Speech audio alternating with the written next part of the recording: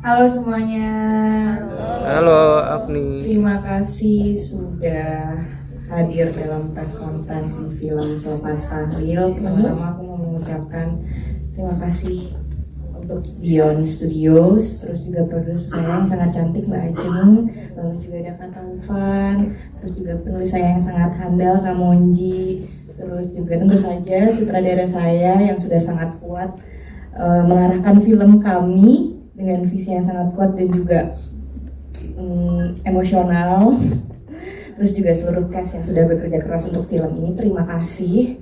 Tentu saja buat teman-teman media saya yang sudah sangat luar biasa dan penting dan selalu menjadi bagian untuk film Indonesia terus berkembang, yang selalu memberikan ruang, yang selalu memberikan sorotan dan jembatan untuk film kami dan penonton. Terima kasih sudah hadir. Gimana, udah pada nonton? Udah. Semoga suka. Kita belum, kita deg-degan. Gimana teman-teman, suka nggak? Suka, keren. Merinding. Serem. Banyak meremnya nggak tadi? Banyak. Iya kan? Kalau Yudis mau ada ngomong nggak? Sapa-sapa dulu nih teman-teman media. Selamat sore teman-teman. Terima kasih udah hadir. Semoga filmnya bisa memberikan kesan dan pesan yang menarik. Amin. Untuk teman-teman juga bisa naikin artikelnya. Iya dong, ya kan? Siap nih, ini untuk persiapan naikin artikelnya berarti akan ada pertanyaan dulu ya. Yang pertama, ternyata ada fun fact nih teman-teman media. Katanya Saras atau Agni sempat kekunci di kamar mandi pas lagi proses syuting ini. Betul. Serius? Kau pipis atau lagi bagian dari acting? Enggak, kebetulan tuh waktu itu lagi rest kan. Oke, break ya. Iya, mau nge-set untuk angle selanjutnya itu next shot gitu. Terus ya udah aku pengen rilis gitu kan, tapi nggak tahu entah itu lagi siang atau digangguin gitu ya, tiba-tiba kekunci di situ. Jam berapa masih ingat malam? Jam 2 malam. Oh iya, nangis. Dan kebetulan memang sebelum aku masuk ke toilet tuh udah dikasih tahu dan ada yang jagain kan kayak pawangnya di situ. Iya. Dan aku tuh sebenarnya kayak dibersih-bersihin gitu, kayak dibilang kayak auranya lagi berat, terus juga lagi capek. Jangan sampai nggak konsen gitu. Dan mungkin emang aku lagi capek dan delalahnya kekunci di situ gitu. Tapi ya aku impress aja sih. Jadi kayak ngerasa semakin menegangkan gitu. Oke, stay in character ya. Iya, ay. Kayak aku takut tapi aku stay in character. Aku takut tapi aku harus profesional. Cukup lama nggak? 40 menit. Wah. Gila nggak sih? Aku nggak bawa handphone, jadi di sana kerjanya kayak bacain ingredients shampoo gitu kan. Serius? Shampoo Oh, untung gitu. aku Tapi nggak sambil kali ya. ketakutan sambil nangis. Iya, boleh cepetan nggak sini gitu ya. Tapi orang-orang nggak. Aku udah minta tolong dan Oke. akhirnya kayak kuncinya tuh udah dijebol, tapi masih ada yang nyangkut. Jadinya pintunya didobrak. Aneh ya, udah dijebol masih ada nyangkut ya. Itu Aduh. dia. Ya ini one of a kind atau sekali seumur hidup lah ya, ibaratnya unik juga ini kan. Kapan lagi dapat pengalaman seperti itu? Bener, Inggris aja ya. Embrace aja, bener. Kalau Yudis nih, Bastian Steel, welcome back. Ini udah lama kan nggak di layar lebar ya? Gimana rasanya nih balik ke layar lebar lagi? Aduh, deg-degan. Setelah sekian lama sudah tidak bermain di layar lebar. Langsung intens emosionalnya lagi di film ini? Iya, langsung dapat film yang sangat menarik dan ceritanya bagus banget. Jadi pastinya deg-degan dan senang banget. Akhirnya hari ini terjadi premier film Selepas Tahlil dan gak sabar pengen nonton. Yalah pasti ya kan. Tadi juga teman-teman media gitu banyak loh. Serius? Suaranya. Tadi kan aku di depan sini juga aku banyak merem. Nah, terus ke Mas Dio dulu deh. Halo. Selamat sore. Saudaranya ya. Panggilannya Mas Dio tapi namanya Adriano Rudiman, betul ya? Tuh, Nah, akhirnya tayang juga. Lega enggak? lega banget. Lega banget ya. Hamin 3 ini loh. Iya, dari apa namanya filmnya belum dilihat penonton gitu kan, sampai sekarang pada akhirnya teman-teman udah nonton, udah bilang kalau filmnya serem tuh aku lega banget gitu. Iya. Dapat banget sih. Dan entah kenapa juga Yudi sama Saras mirip lagi. Mirip lagi. Brody sama sister ini ya kan? Karirnya hebat ya. Iya, ini pertama kali tapi syuting berdua kan? Benar sekali, pertama kali. Iya kan? Dan aku bersyukur banget bisa syuting dan menemukan adikku yang cuek. Pas sama kamu juga kan, orangnya cuek juga ya. Ngobrolnya ada chemistry yang ribet apa langsung keep on going pas lagi reading? Sejujurnya langsung Klik. jalan aja, mungkin karena kita juga seumuran, terus juga Bastian sungguh aktor yang sangat luar biasa gitu, jadi kayak mengalir aja gitu. Jumawari langsung. Mas tadi udah sempet nonton juga nggak? Kayak nonton media atau belum? Udah nonton belum? Siapa? Aku? Udah dong. Udah duluan. Kayak aneh kalau enggak. Kadang-kadang kan ada yang nanti gue mau hari H aja biar lebih deg-degannya dapat. Iya. Kebetulan kemarin sempat ngintip-ngintip lah. Gimana nih elemen-elemen yang disajikan udah cukup puas belum di film ini? Puas banget. Aku di sini sama semua orang yang percaya, ngasih kepercayaan dan kayak tim yang sangat solid gitu, dan nggak akan bisa sebagus itu juga kalau bukan karena Support ya. support gitu oleh Mbak Aja, oleh Monji penulis dan produser Taufan cerita dari Lintar Malam dan semua cast yang luar biasa. Oke, sekarang Ayah. Ayah bahasa Jawa tadi, perasaan Sundanis nih Bapak ya, Bapak. Perasaan Sundanis, lo aku pas tadi denger Kang Epi, ya ampun ini pertama kalinya kayak denger lancar loh. Itu udah belajarnya dulu apa gimana? Iya. Ada belajarnya serius? Belajarnya 3 bulan sama Pak Le. Sama Mas Aji. Campur. Bapak, ini paling inget adegan apa sih Pak untuk film ini yang ini kan sulit ya? I mean like berjalan seorang jenazah bangkit, kan itu fokusnya harus luar biasa actingnya ya. Iyalah pasti kan, dari mimik, dari semuanya, dari gesture, dan well done sih, tepuk tangan dulu dong buat Bapak. Wow, sampai hari ini juga dar-der-dor langsung ya. Yang diingat dari proses syutingnya silakan Kang Epi. Yang diingat adalah prosesnya, dan hari ini langsung perasaan yang tidak bisa terucapkan dari A sampai Z ini ya. Sosok Bapak ini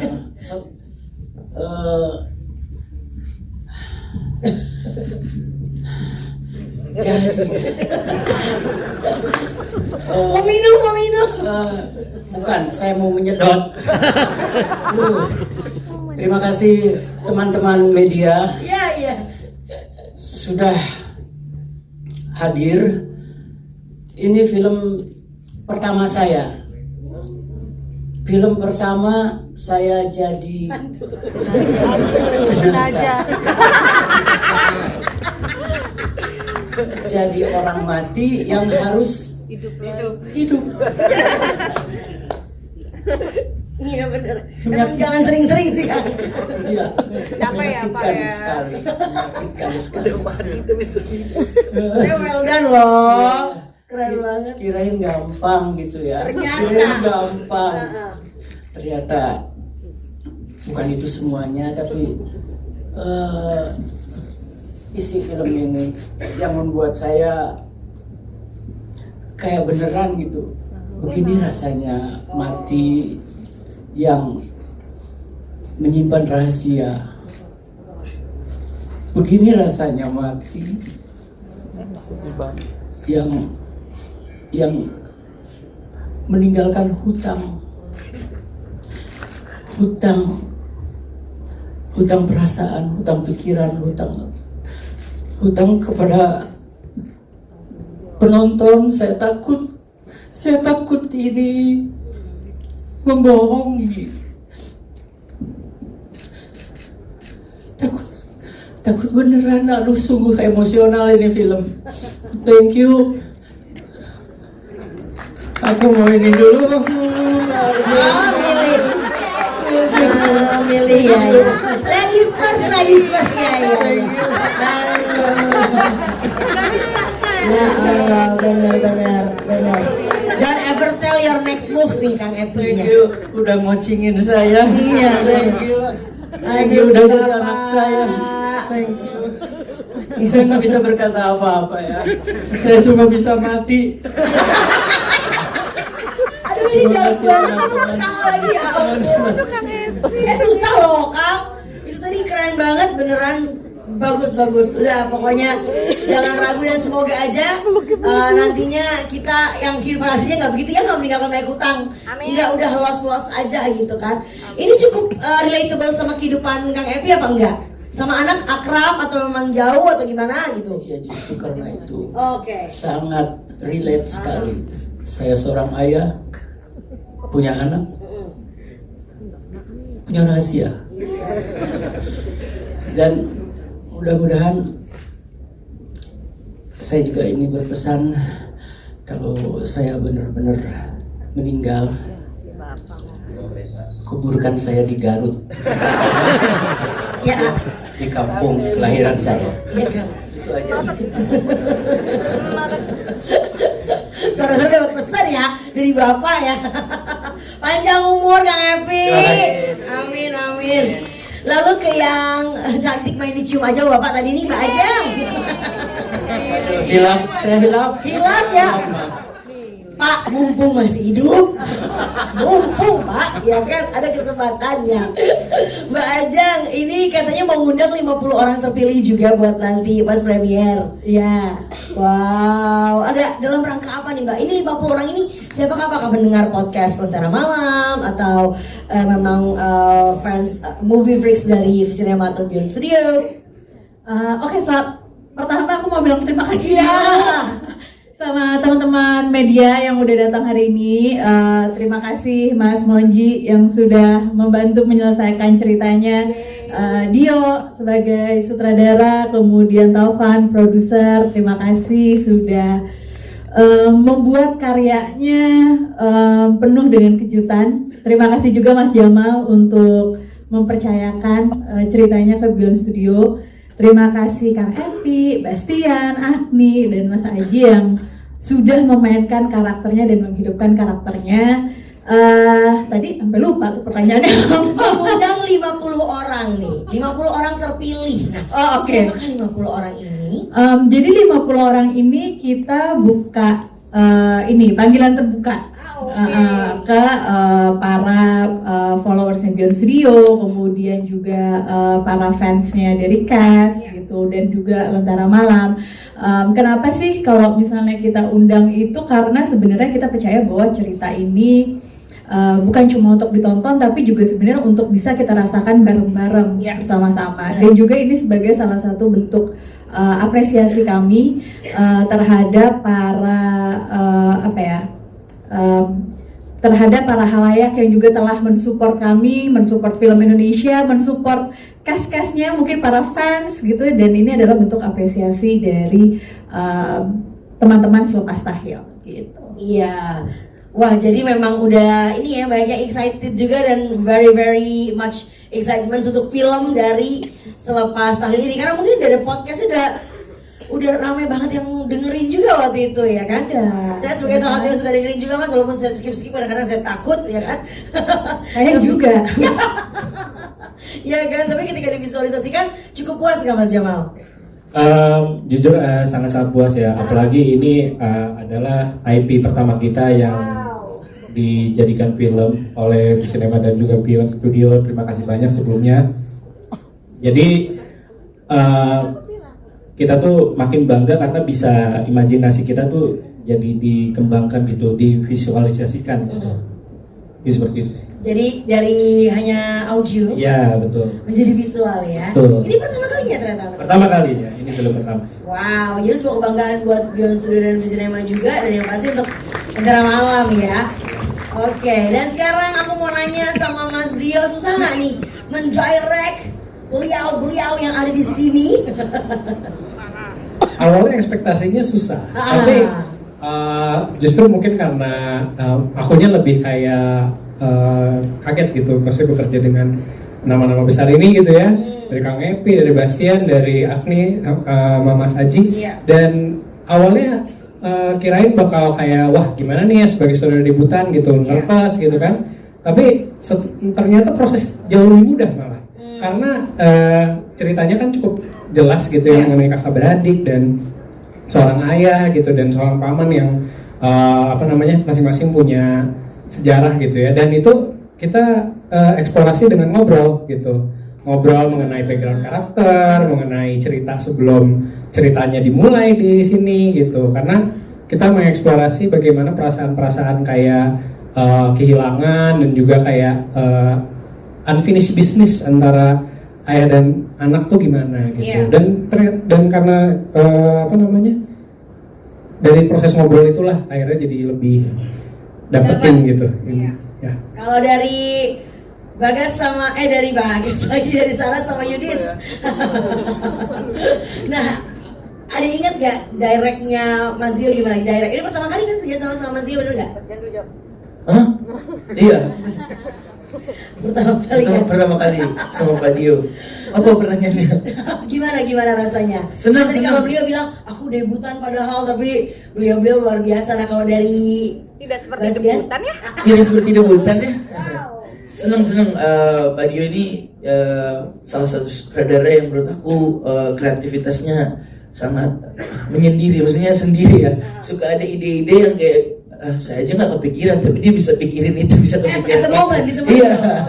Jadi seru banget diskusi sama Pak Dio dan ikut serta dalam proyek ya Bapak. Silakan Agni.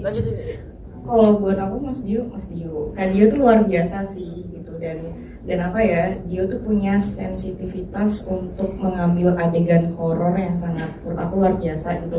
Nggak cuma ditakut-takutin, tapi juga dari segi emosionalnya benar-benar dalam banget. Terus juga dia nggak buru-buru untuk ngabisin apa ya, jam scare-nya gitu. Dia benar-benar di-build pelan-pelan terus tiba-tiba baru dapat gitu. Takes time gitu kan? Iya, dan juga Kak Dio tuh ngebuka ruang eksplorasi sih buat kita aktor, dan menurut aku puji Tuhan banget sih punya sutradara yang seperti itu. Kalau yang ini Bapak gimana Pak rasanya jadi jenazah yang bangkit? Rasanya jadi jenazah yang bangkit ya. Untungnya ada sutradara. Kata sutradara, tahan napas, tahan.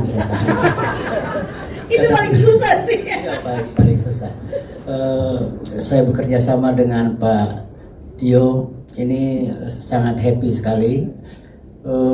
Bisa ngobrol sebelum take, ngobrolnya lama sebulan. Ya. Jadi pematangan take-nya berapa lama? Take-nya seminggu, udah sebulan ya. Take-nya sebentar. Jadi untuk mencari titik temunya itu kita ketemu di persimpangan ya. Tapi hebat loh, maksudnya logatnya aja kan Sunda ya Kang Happy ini, tapi bisa langsung jadi Jawa gitu kan. Kalau Agnes sama Bastian udah berapa kali punya logat Jawa? Udah sering atau ini pertama kali ini juga? Kalau untuk timuran ini yang kedua sih. Yang kedua. Jawa Timur ini yang kedua. Kalau Bastian belum pernah juga, ini pertama kali.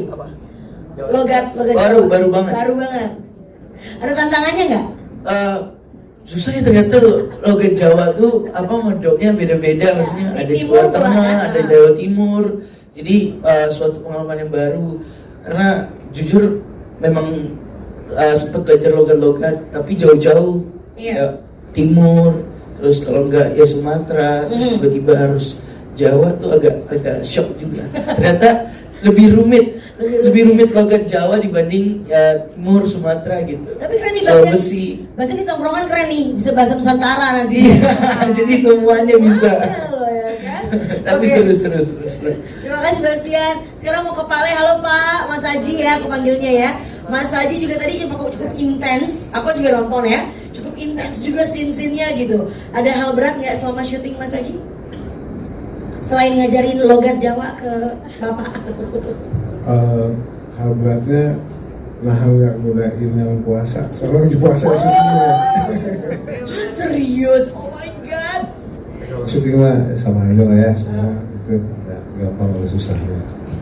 Oh lagi, jadi ini maksudnya lagi waktu bulan puasa? Iya. Wah keren banget sih. Syutingnya di Jawa Timur? Daerahnya atau di mana? Jawa Barat. Di Jawa Barat. Emang di mix up ya? Emang di mix up gitu. Oke. Terus Mas Dio, scene yang sulit ada nggak Mas? Yang waktu proses syutingnya tuh take-nya berkali-kali, ngambil angle-nya juga sulit gitu. Nggak apa-apa kan kalau ada sedikit spoiler gitu. Oh, gitu? Kayak Udah nonton? nonton kan maksudnya Udah, ya, Iya, ditulis dulu. Nggak apa-apa. Tapi bagian terakhir di mana semua apa namanya ada di situ ketika Yudis berusaha menyelamatkan Saras itu pertama intens banget kan gitu ya dan nungguin satu take aja tuh lumayan lama gitu karena ada proses touch up, ada proses ngesling dulu gitu ya dan itu apa namanya kita sering kali karena prosesnya sangat persiapannya di set juga cukup lama pas ngetek tuh kita harus cepet gitu karena kita harus dapetin banyak shot gitu kan dan tapi apa namanya jadi suka deg-degan tuh tiap kali sebelum take aduh berhasil nggak ya gitu harus berhasil nih gitu kayak adegan kebakar itu kan cuma bisa sekali dua kali gitu kan betul. Jadi ya kayak gitu-gitu sih yang mungkin bukan sulit tapi lebih deg-degan gitu waktu nge-take nih. Iya kayak ini harus make it nih. Iya. Ini harus kalau berkali-kali nggak dapet nih gitu rasanya gitu ya. Oke Mas Dio terima kasih itu dari sisi saudara-saudara. Kalau sekarang dari sisi scriptwriter alias penulis naskah. Halo Mas Monji. Halo, selamat sore. Nah kan Mas Monji udah nonton juga dong? Udah kan ya please. Ngintip sudah. Nah bagian cerita mana nih yang Mas Monji kayaknya paling ngena gitu? Sebelumnya terima kasih teman-teman media sudah datang. Terima kasih sudah nonton film Selepas Tahlil. Minta bantuannya untuk dikabarkan hal baik tentang film ini. Terima kasih. Ketika waktu itu saya sebenarnya sudah nonton ketika masih di sesi proses editing ya. Oke. Kalau melihat dari hasilnya terus dari bagaimana kita waktu itu mendevelopment itu adalah sebenarnya lebih ke ya film ini semuanya tentang tahlilannya kan. Dan memang bagaimana kita memproses bagaimana kejadian tahlilan itu bagaimana berduka terus memproses kita harus berlogika ketika kita berduka itu sebenarnya yang paling susah karena itu yang akan nanti dibawakan sama teman-teman di sini sebagai aktor gitu sih. Harus detail nulisnya ya jadi ya indoor outdoornya gitu ya bahkan remang-remang lampunya gitu juga ada gitu ya Mas. Tapi cukup puas nggak pas nonton? Pas dong. Yeay. Nanti pasti ada best scene yang ada di hati masing-masing baik dari sinias maupun dari cast ya. Nah terus Mbak Ajeng juga udah nonton dong filmnya? Udah. Gimana sesuai ekspektasi dari executive producer ya nih? Jadi gini, menurutku semua film itu punya elemen surprise-nya masing-masing gitu. Dan tentunya kali ini juga aku juga dibuat surprise oleh Mas Monji, Dio dan Taufan. Bagaimana kemudian nih sebuah karya aku percayakan juga kepada mereka untuk yang tadinya menyelesaikan ceritanya dalam bentuk audio, kemudian dibikin universe-nya, dibikin karakternya. Jadi ya kepercayaan itu yang seperti teman-teman juga tonton hari ini. Jadi aku juga mau berterima kasih dan nggak cuma happy ya, tapi juga appreciate lah sama apa yang mereka juga sudah usahakan untuk filmnya dan karyanya. Dan aku yakin mereka bekerja dari hati. Jadi itu dia. Iya sih, itu yang paling penting ya. Outputnya itu kerasa kalau kerja dari hati, ya kan? Dan pingin tahu pertama kali ngontak Lentera Malam podcast tuh gimana Mbak Ajeng? Pertama kali nonton, pertama kali dengar? Enggak, pertama kali kok bisa kerja sama deh, bikin film deh gitu. Dari IP audio ke IP film gitu. Sebenarnya pertama kali waktu itu ceritanya itu lagi milih-milih nih. Waktu itu kebetulan kita lagi mau bikin beberapa rangkaian film yang mau dibuat untuk tahun ini. Terus lagi milih-milih ada beberapa IP Selepas Tahlil yang menarik gitu. Kemudian salah satu juga ada tim Beyond Studios juga yang kemudian juga akhirnya kita membahas dan kayaknya ini deh Selepas Tahlil deh untuk Beyond Studios karena memang Beyond Studios itu kan sebagai salah satu grup di Visinema yang berangkat dari cerita hyperlokal gitu. Jadi kita merasa film ini karena memang berangkat juga dari cerita yang dekat dengan satu wilayah tertentu dan hyperlokalnya juga kuat, maka jadinya kita akhirnya yakin ya? Gitu. Plus ceritanya ya. Ya, ceritanya juga kuat sih ya kan. Benar-benar seusaha ternyata jenazah bisa ambil ya. Dia goal minded banget. Mau dikubur di situ gitu. Iya kan? Berarti ini hidup aja nggak mau diatur gitu. And in mind-nya kuat. Oke, terima kasih Mbak Ajeng. Berikutnya kepada Mas Taufan, juga kalau Mas Dio mau tambahin boleh. Ini kan cerita aslinya sesuai di podcast itu tahun 80-an ya. Ya, dan gimana rasanya dan caranya kok bisa sampai masih relevan gitu ditonton sekarang? Sebelumnya aku mau say hi dulu. Aku mewakilin semua tim produksi Selepas Tahlil mau ngucapin terima kasih sebanyak-banyaknya buat teman-teman media yang udah datang hari ini. Kita gak akan bisa mencapai lebih jauh kalau nggak ada teman-teman semua. Jadi sekali lagi saya dari tim Selepas Tahlil, produksi, post pro, dan bahkan tim development mengucapkan terima kasih sebesar-besarnya. Untuk menjawab pertanyaan tadi, Ya. melihat bagaimana era 80-an bisa kita relevansi Relevansi, sampai hari ini ya. ya. Sebenarnya waktu pertama kali aku dapat cerita ini, kita kan udah tahu, oh kira-kira tuh adanya kebangkitan mayat dan sebagainya.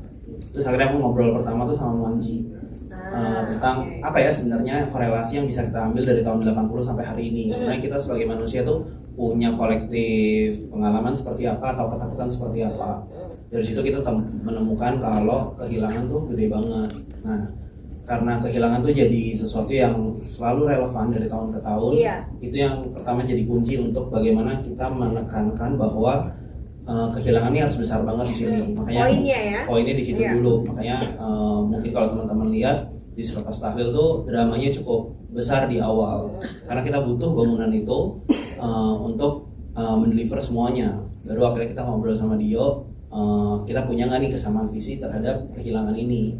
Nah, sehingga dari tahun 80 sampai hari ininya kita juga melihat bahwa 80 tuh seringkali dianggap sebagai old gitu ya, zaman dulu banget. Padahal ketika dibawa ke hari ini kita tuh masih punya elemen-elemen masyarakat seperti itu gitu. Ya, yang sama sebenarnya. Iya, baik itu bangunan apa semuanya tuh nggak sejauh itu sebenarnya dari beda cuma 25 tahun ini 35 tahun ini. Gitu, makanya kita membayangkan kayak world buildingnya pun jangan sampai kita tuh jadinya distance banget nih. Surabaya tuh harus jadul banget atau desa tuh harus renggang-renggang, lowong-lowong tuh juga sesuatu yang kita coba hindari karena buat kita kayak ketika kembali ke esensinya itu punya kita semua, maka ya kita juga harus hidup dengan kedekatan yang sama gitu. Setuju. Dari situ sih sebenarnya. Setuju. Wow, kebayang sih brainstormingnya mereka ini luar biasa. Mas Dio mau tambahin? Silakan. Sorry dari relevan. Ya, Masih sebenarnya udah dijawab semua. Ya, atau udah apa? bagus ya, oke. Gak usah kalau gitu ya. Oke, last sebelum kita kasih teman-teman media kesempatan untuk bertanya, silakan harapannya untuk film ini. Siapa yang mau mewakilkan? Kata Bapak. Saras. Harapannya apa ya? Semoga penonton bisa melihat kerja keras kami. Yang pertama, yang kedua filmnya juga berkesan dan menjadi apa ya, pembuka omongan untuk di keluarga gitu ya. Maksudnya banyak banget rahasia-rahasia mungkin kita nggak tahuin, banyak banget orang tua kita menyembunyikan rahasia supaya kita bisa tumbuh menjadi anak yang lebih baik atau mungkin lebih aman gitu ya. Dan apa ya, aku juga pengen ngingetin bahwa nggak selamanya orang tua ada, mumpung ada disayang-sayang. Terus yang bikin sedih kan kayak aku bertumbuh gitu, ibu aku juga bertumbuh gitu. Aku hidupnya semakin asik, tapi mungkin ibuku semakin kesepian gitu. Dan aku juga pengen ngingetin bahwa ya dijaga, jangan sampai kita nantinya akan menyesal gitu. Itu sih. Benar, kadang-kadang kita sibuk dewasa tapi kita lupa orang tua kita juga menua ya. Bener. Dan semoga filmnya apa ya, bikin mikir dan kebawa sampai pulang dan bikin takut sampai pulang. Bikin takut dan bikin kangen. Kalau masih ada yang punya orang tua, telepon gitu kan. Kalau udah lama nggak ke kuburan, bisa ke kuburannya gitu kan. Ya, itulah pesan yang ingin disampaikan ya. Ada yang mau nambahin? Kak Monji mungkin Silakan. yang lebih komunikatif karena penulis.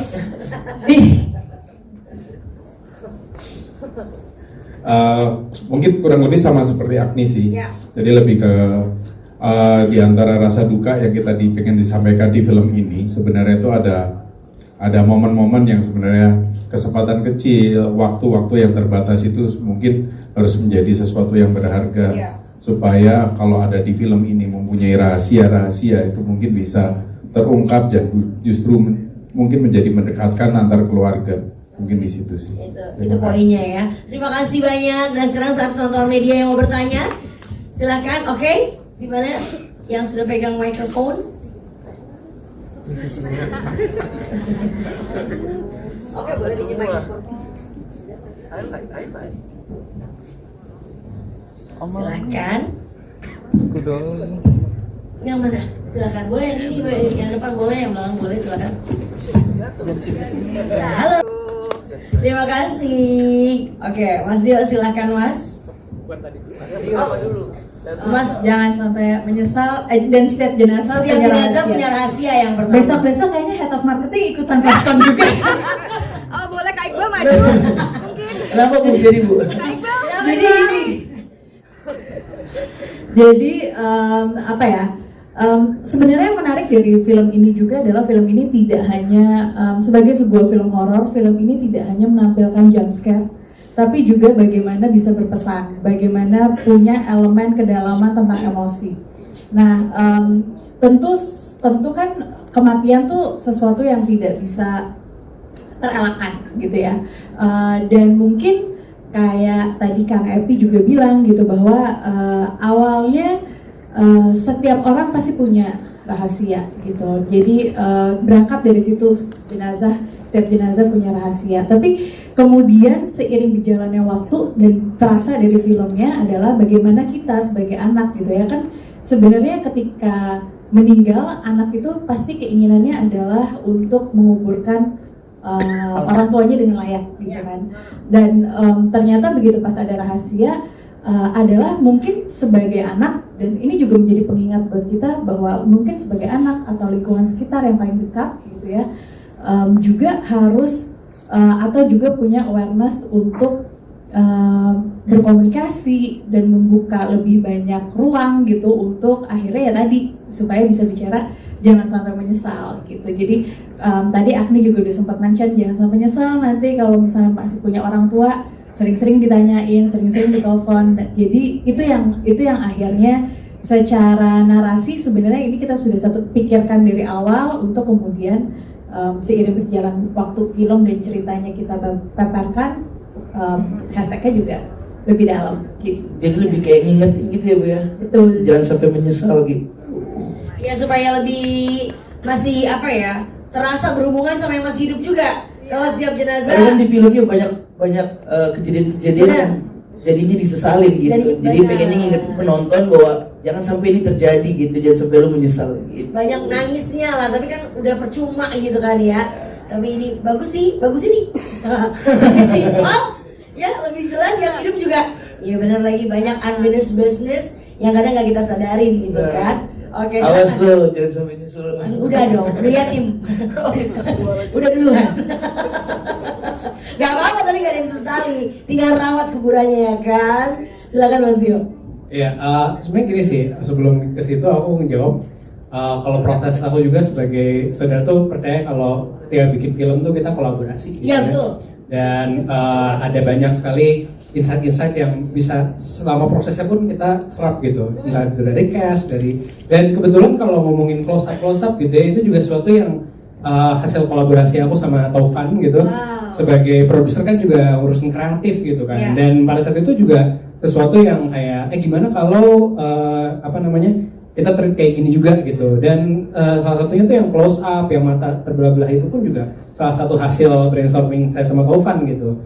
Sebagai penggemar film horor gitu, terus kayak kita juga banyak ngambil referensi dari film-film horor lain gitu, dan itu kayak salah satu tribute kita ke kecintaan kita terhadap horor juga gitu pada saat itu. Dan close up pun juga sesuatu yang kalau secara bahasa visual tuh kita coba tata di sini supaya kita semakin intens juga perasaan kita sama karakter itu. Ya betul.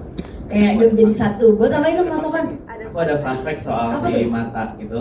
Iya. Sebenarnya aku sama dia tuh waktu ngobrolin soal mata itu, kita tuh juga terinspirasi sama soft lens yang kita mau beli di luar. Cuma waktunya nggak cukup karena kita ada lebaran. Oh iya, ada bener. periode libur apa yang Bener. sementara waktu untuk bikin dan nyampenya tuh PO-nya sekitar 3 bulan. Waduh. Jadi kayak, yuk kita nggak bisa nih, yuk punya ini, kita bisa apa ya? Kita ngobrol deh sama tim Kora, tim VFX-nya kita. Jadi menanggapi Pak Dio tadi, benar bahwa film itu biar bagaimanapun ini bukan pekerjaannya aku, bukan pekerjaan Dio doang, bukan pekerjaan yang Monji doang, tapi semua tim yang kira-kira terlibat itu kita dudukin untuk kalau misalnya kita punya referensi atau kita punya gagasan dari tulisan ini, teman-teman bisa bantu kita apa. Itu juga yang paling penting dari proses ini semua sih ya. Kasih. Benar, jadi juga cuma kreatif juga, kreatif udah pasti, tapi yang paling penting adalah bareng-bareng gitu ya. Nih bisa nggak? Ya, let's make it happen gitu. Oke, silakan ada yang Semoga sukses di film ini. Amin. Kayaknya yang jawab harus Agnes ini. Abang ya. Ini kayaknya relate banget sama Agni. Relate banget. Relate banget sama Agni tentang ayahnya ya. Jahat loh. Mas Iqbal, makasih ya pertanyaannya. Saya aku nggak punya bapak. Ibu aku tuh single mom. Enggak sih. Tapi ibu aku akhirnya nikah lagi kan. Setelah nikah lagi, aku karena dari kecil aku nggak pernah punya sosok bapak. Jadi aku nggak pernah punya kedekatan atau bonding sama yang kandung ayah tiriku. Oh, yang tiri juga. Oh, oke. Gitu. Jadi dan gak lama setelah ibu menikah sama ayah tiri, ayah aku meninggal 4 tahun setelah menikah gitu. Dan jujur aku cukup banyak penyesalan ya. Menyesal. Iya. Jangan sampai menyesal ya, balik lagi. Jujur aku cukup menyesal karena aku nggak pernah deket. Aku ngerasa kayak risih gitu ya, karena emang dari kecil nggak pernah punya ayah gitu. Dan ketika ibuku melepas kepergiannya tuh emang sungguh sangat berat, dan mungkin kayaknya dibilang depresi 3 bulan gitu. Dan menurutku selama 4 tahun itu ternyata ayah tiri aku tuh mengasih kehidupan buat ibuku yang luar biasa ya, sampai ditinggalkannya sesakit ini. Dan aku tuh ngerasa menyesal karena nggak pernah berterima kasih sama ayah tiri gitu. Karena dulu mikirnya kayaknya nggak ada ayah juga hidup gue baik-baik aja gitu. Jadi ya aku menyesal sih, ternyata beliau memberikan hari-hari terakhirnya yang terbaik buat ibu aku gitu. Wow, jadi penyesalannya aku bawa sampai ke film ini. Mbak Zian mau nambahin nggak? Kalau kamu deket nggak sama papa? Sama papa deket. Enggak, kalau papa sih juga ada akrab. Saking akrabnya baku hantem terus. Benar, biar gak nyesel kalau itu hashtagnya.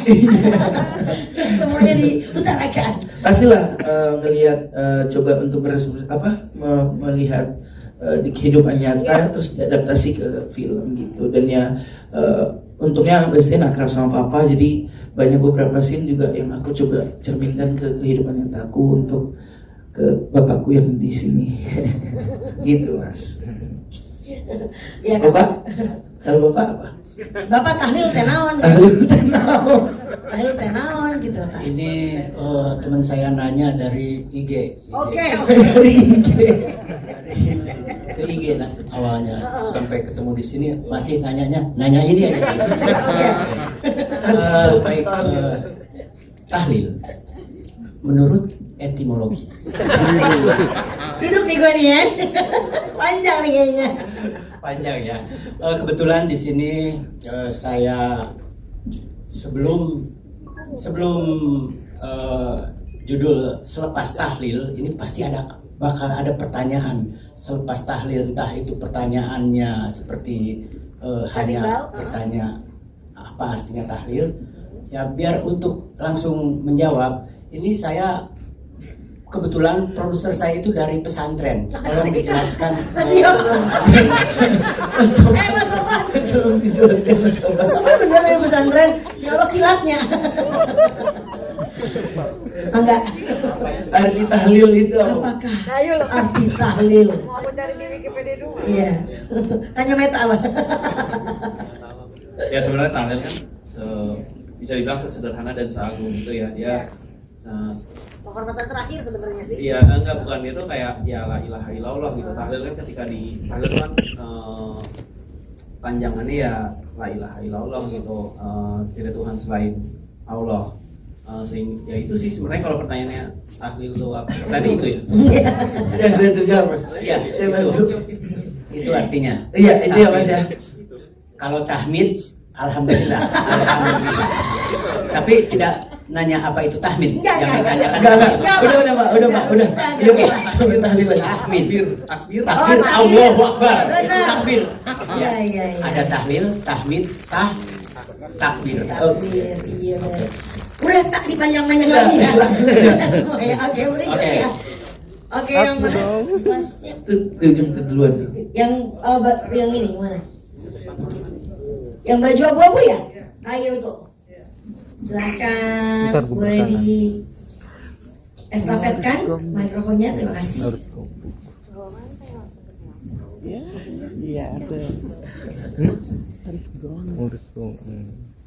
Halo, selamat sore. Selamat sore semuanya. Sore Mas. Sore. Namanya siapa? Dari Mas. Terima kasih. Mas silakan. Ya, makasih pertanyaan Mas.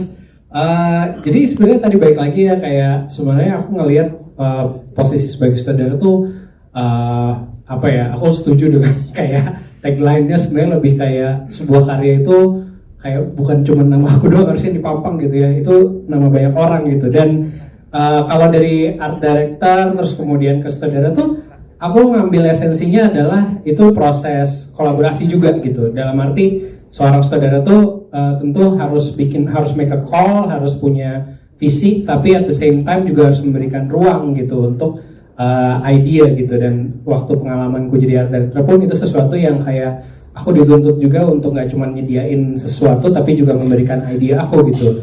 Dan dari pengalaman itu pun aku berusaha mengaplikasikan itu ketika ada di posisi sutradara. Dan terutama tuh balik lagi soal looping juga, itu hasil ngobrol sama Monji juga gitu. Dan itu idenya datangnya dari Monji. Aku berusaha memvisualisasikannya dengan dengan sebaik mungkin gitu. Jadi lebih kayak ngambil tanggung jawab sebagai orang yang punya dalam arti call apakah adegannya akan bagus apa enggak gitu ya. Itu tanggung jawabnya itu sih yang aku ambil gitu. Dan gimana supaya ini maksimal gitu. gitu. Cukup puas Vero? Oke. Makasih. Terima kasih banyak teman-teman media. Nanti akan ada one-on-one, doorstop juga boleh ya. Maaf, kita nggak bisa meng-cater semua pertanyaan ya. Dan juga ingin mengingatkan lagi